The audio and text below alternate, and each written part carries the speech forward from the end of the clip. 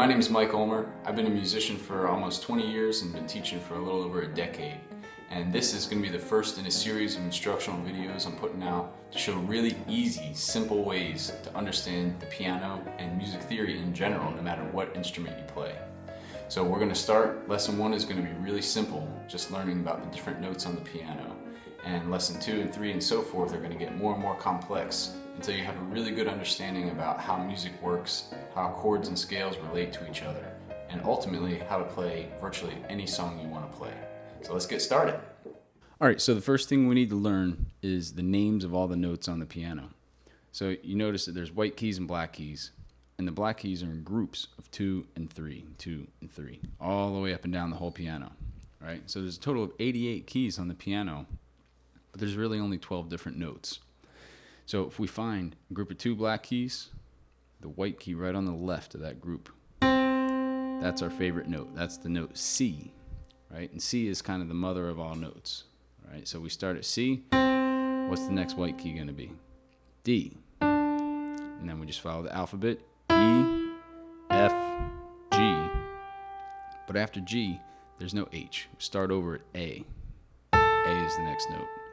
B, and then we're back to C. And check it out, there's our 2 black keys again. And that's going to work up and down the entire piano. Even if we extended the piano further, it's still going to be the same thing. All right. So we know all the white keys. Now the black keys are a little different. These are called the sharps and flats. So let's look at the note D. Now if we go to the very next note to the right, not the next white key, but the very next note to the right of D, that's going to be called D sharp. The sharps always go to the right. When we start back at D, we go to the left. The next note to the left is going to be D flat. So sharps to the right, flats to the left. Right? We can do the same thing on C. We go to the next note to the right. That's going to be called what? C sharp. This is C sharp, but it's also D flat. So all the black keys are going to have 2 names, right? 2 different names. So how about F sharp? F sharp. We'll go up to A. Let's find A flat. Next note to the left, A flat. All right, now there's some weird ones too. If we take an E and we say, well, E flat, next note to the left, that's great. Where's E sharp? There's no black key between E and F. So E sharp actually is F. And F flat is E. And you won't see that very often.